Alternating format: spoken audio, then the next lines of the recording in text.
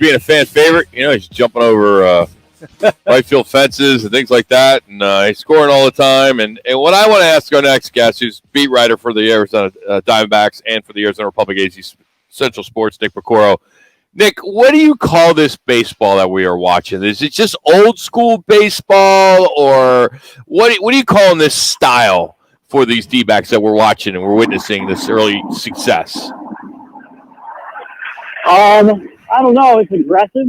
I mean, but it's not like crazy aggressive, right? I mean, it's like smart aggressive. It doesn't feel like they're running into a bunch of outs, or like you're not like sitting here grabbing your head every couple innings being like, what is he thinking? Because these guys seem to have a good sense for when they can get away with it. I mean, a lot of it, I think, when you're talking about the base stealing, I think a lot of that starts with Dave McKay, the first base coach, who's really good at picking up things from opposing pitchers and, giving these guys, every little cue that they need and putting them in position to succeed.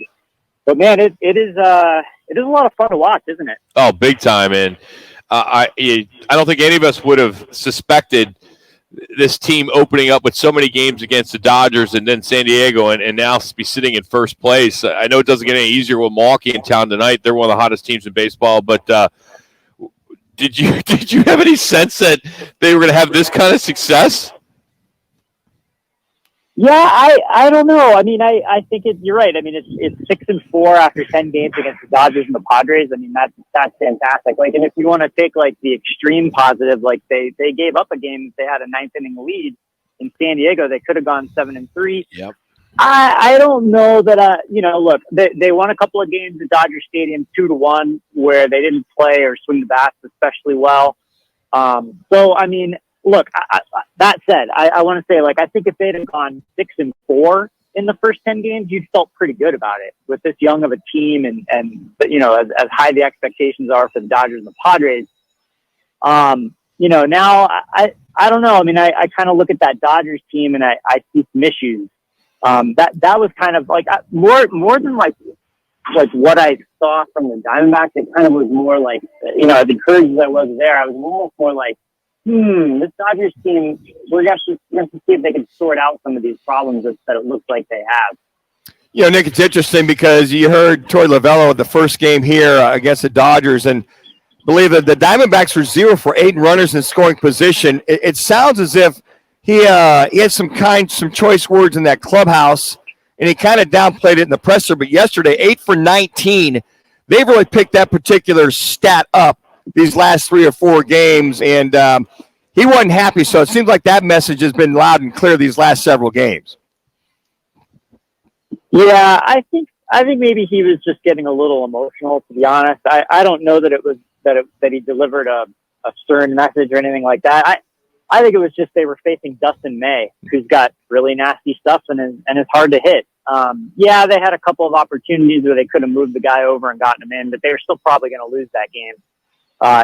In large part just because of how good Dustin May was. But it's crazy. It did feel like the last couple days against the Dodgers, anytime they got a guy on second base, or maybe even just every time they got a guy on first, it felt like that guy would end up at second, and it felt like that guy would score. It was almost like clockwork. They were just kind of running the bases and getting runs in almost at will against the Dodgers. It was insane. I'm not sure I can remember a series where they did that against such a good team, just as easily as they did. And it's not like they were cranking balls out of the ballpark either. No, they weren't. And I think the main thing we talk about the stolen bases, which to see the speed kills and to see that small ball moving guys around. But did they set their lineup with their organization to see some of the guys with the McCarthys and the Carrolls coming up with the speed, and especially seeing the Rojas's and also Ahmed stealing bases as well, too? Was that the main mantra for them coming into this season? Well, I mean, I think they knew that they weren't going to be a team that was going to lead the league in home runs.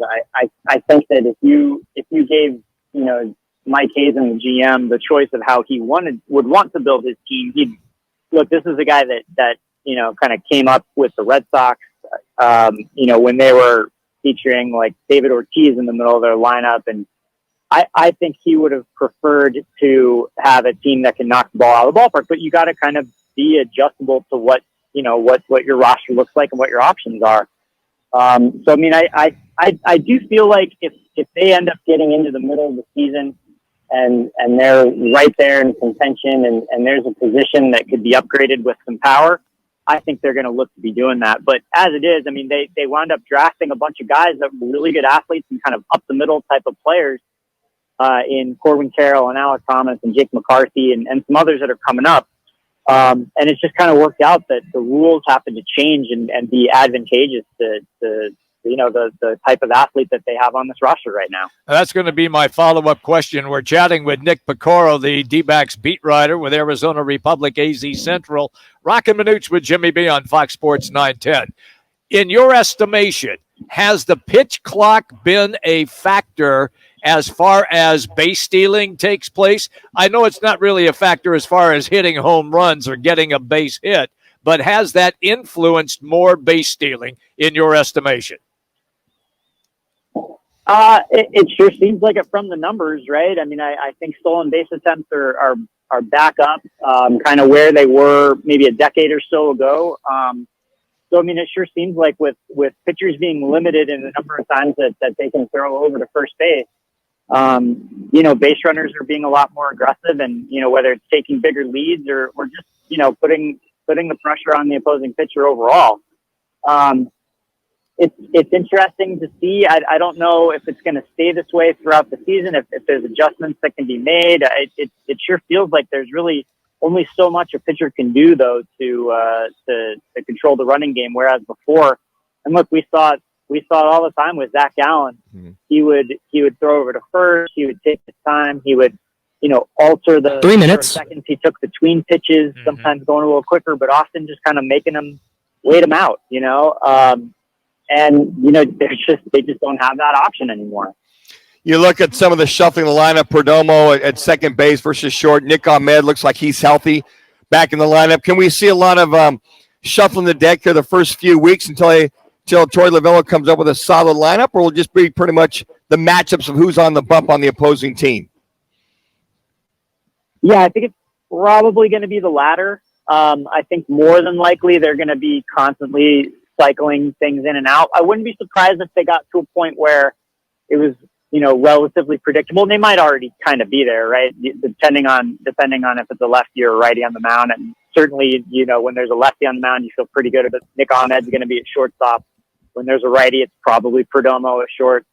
When there's a lefty, it's probably Longoria at third. With the righty, it's Rojas. But, they're 2 minutes using that DH spot to switch it up and give some guys some days off here and there. So I think he wants to just be as flexible as possible, create as good a matchups as he can going into a given day. And I think if they're playing close games in the 6th, 7th inning, he's gonna maneuver, right? He's gonna start pulling some levers, and I just feel like the lineup that starts the game is not necessarily going to be the one that finishes it with Lovullo.